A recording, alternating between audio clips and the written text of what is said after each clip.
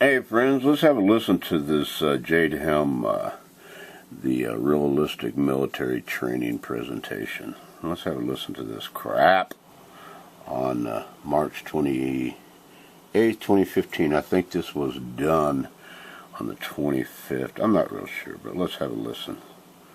Here we go, friends. Fort Bragg, North Carolina, and Lieutenant General Charles Cleveland, Commander of United States Army Special Operations Command at Fort Bragg.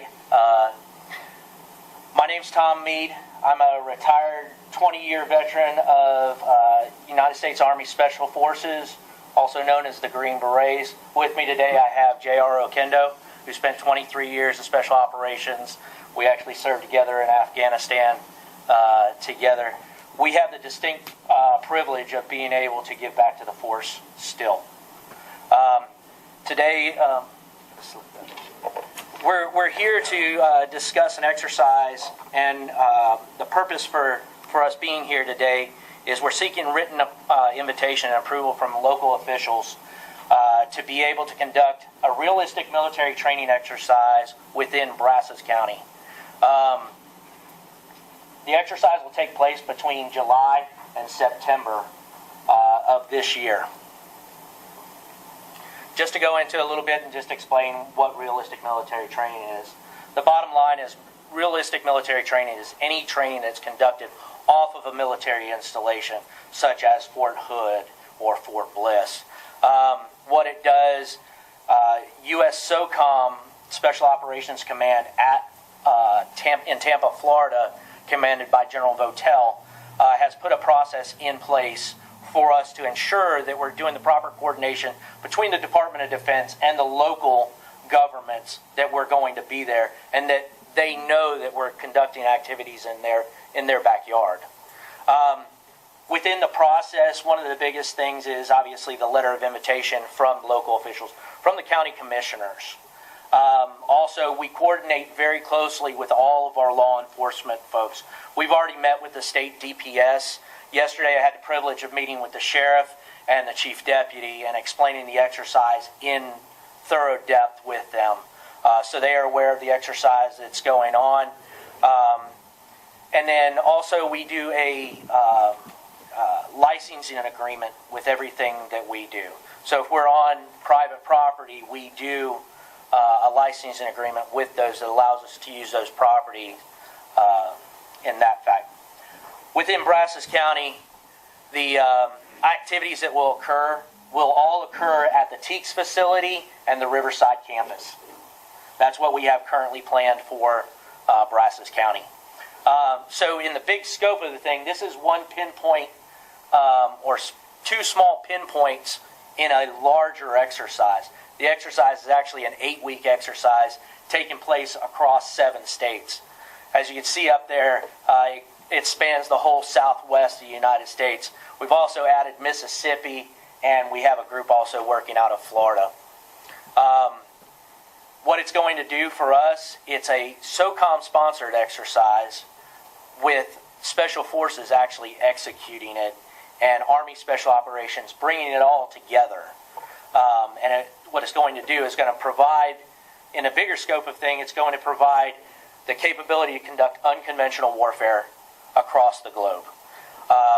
To put unconventional warfare into a perspective, you see it a couple different places up there, unconventional warfare, and I'll explain that from a historical perspective. So, conventional warfare is troops on troops, tanks on tanks, uniform enemy against uniform enemy is the way conventional warfare is generally defined. Unconventional warfare, from a historical perspective, if you think of World War II, Germany came in and they took over France. The French did not want them there. They formed the French Underground. The French Underground conducted activities such as subversion and sabotage. They would hit logistics lines to demoralize the Germans. So what a lot of folks don't know is there were American advisors with the French Underground throughout World War II, assisting them in planning and conducting those types of activities. Since 1952, United States Army Special Forces has had the charter to conduct unconventional warfare throughout the globe. The last 15 years, we have been in Afghanistan and Iraq. We've been doing more of a counterinsurgency role rather than being able to enable an insurgency across the globe. So therefore, what we're doing is we're bringing these guys back, and we're dusting off the skills that they already have, because every Green Beret learns unconventional warfare when he leaves the qualification course. He knows it inside and out. A lot of these guys haven't practiced it in the last few years. So we're bringing those skills back to the forefront for them. The activities that are going to occur in Brazos County will occur between August 15th and August 21st. The actual length of the exercise goes from about July 15th until September 11th. We'll end on September 11th and head back to home station. Who's going to be participating in this? Here in this area, in Brazos County, we'll have Army Green Berets. Army Green Berets will be doing those pinpoint operations out there at Teeks and Riverside. We'll have Navy SEALs who will be conducting targets and training down in the Mississippi area. The Air Force Special Operations will be flying specialized missions for us. The Marine Special Operators will be jumping into Camp Bullis, doing reconnaissance in preparation to receive the 82nd Airborne Division on a large-scale airfield seizure on Camp Bullis itself. As you can see from the exercise locations within Texas itself, we are covering a very large area, all the way from Caddo Lake all the way out to Sierra Blanca, and as far north as Big Spring and as far south as Goliad. So we're kind of filling the whole state, but those are very small pinpoint things. In each one of those locations, there'll be no more than about 60 folks that will be there in those locations. Here, particularly in Brazos County, as I said before, they'll be at Riverside and they'll be at the Teeks Fire Field. Why did we choose Texas? Number one, we've done exercises within Texas. We've been doing them here in Texas for years. One of the things that we have always found about coming to Texas, and I know JR and I, if you count all the mileage that he and I have done, we've probably traveled back and forth across the state of Texas probably about 10 times already since July of last year. But we have not ran into anyone who is not willing to help us out, because they understand, Texans understand that we're training these guys to go out and be able to prepare our airmen, soldiers, and sailors to be able to go out and do the business of the United States military across the globe. And we appreciate that Texans are very supportive of everything. The exercise is going to hone their advanced skills. That's going to cause them to interact with other agencies that they don't normally interact with. And then we need large areas of undeveloped property from the bigger perspective of the exercise to be able to practice some of the things that they'll have to do overseas, such as operating outside the normal support mechanisms.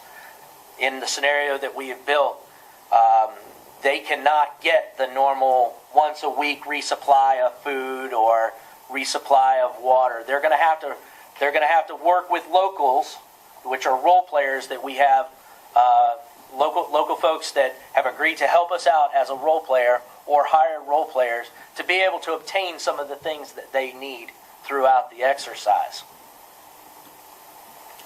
What can you expect in Brazos County? There'll be increased aircraft at night. We'll be bringing in some helicopters over on the Teeks facility in Riverside. We'll also be bringing in a fixed-wing aircraft, a C-130, into Easterwood. So with that being said, there may be some noise complaints that come along with that. All the activities out there will occur between about 11 p.m. and about 4 a.m. The personnel that be out there, they will have weapons, but they'll have simunitions. So the military version of the paintballs. And then we will coordinate directly with the law enforcement, and the sheriff will be privy to everything that we're doing out there. And we actually invite the law enforcement, if they choose to have officers out there on station or in the area, to be able to respond to constituent reports, or as well as the dispatcher being notified to be able to field some of those calls as well. Safety. The first thing, our number one priority at United States Army Special Operations Command is safety. Not only for our exercise participants, but also for the civilians. So some of the things that we do along with that is the communication with the law enforcement. We have medics that are assigned to each unit that will be moving with them. They each have at least 2, and plus we will also have an additional senior medical personnel who will be on the ground to be able to immediately respond.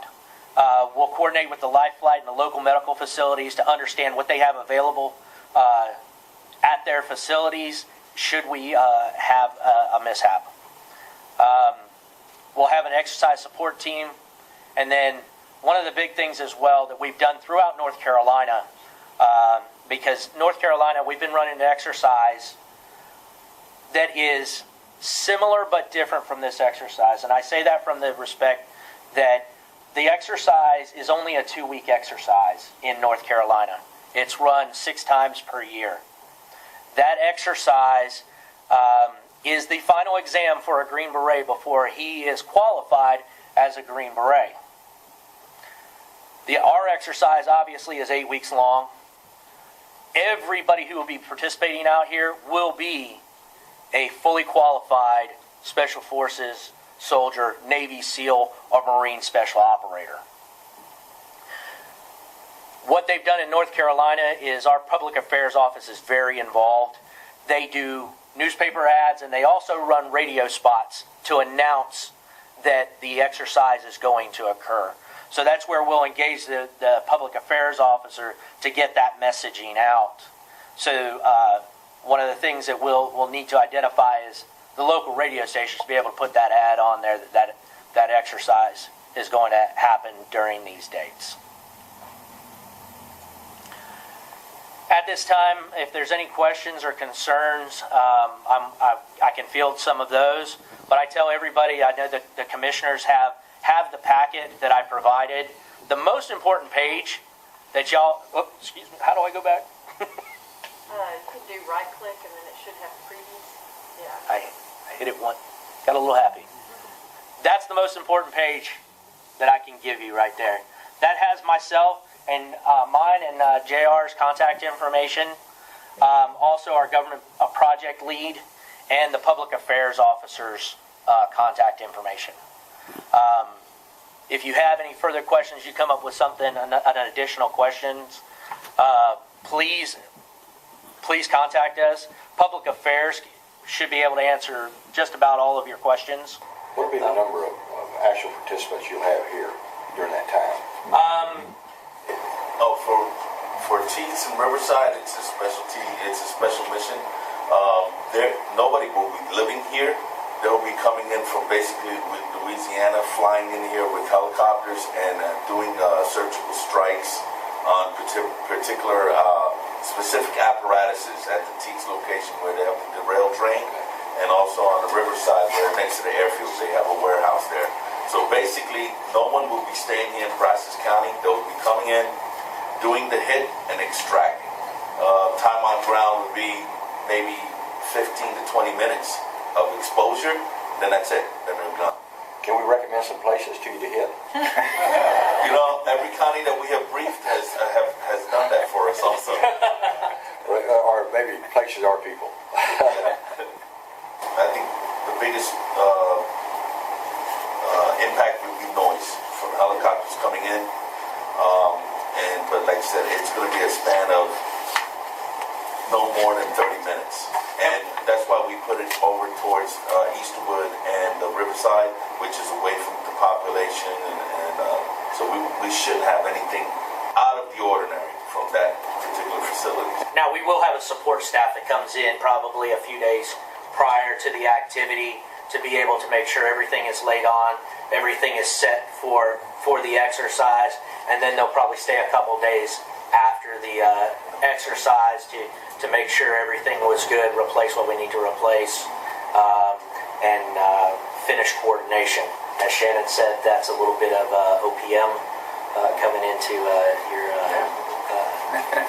your county. And you mentioned having volunteers, local. Yes, ma'am. Those are in some of the other locations that we're going to be in. Not here at in Brazos County. The folks that we'll have here as the opposing force that will be on those targets are our military folks that we will have from a liability standpoint. I just want to. Well, there you go, folks. There's the military take on this Jade Helm 15 operation. So you listen very carefully what they're saying, and you decide. I feel that they have no business doing what they're doing, but there again, who do you trust? And what's the reality here? I'm trying to be realistic, give both sides of this whole operation, and this is their side. So have a good one. The Old Marine won on March 28th, 2015. There's your audio from them, right from the horse's mouth on the military operation. We'll talk to you later. We love you. God bless you. Hug the kids, hug the wife. Bye-bye.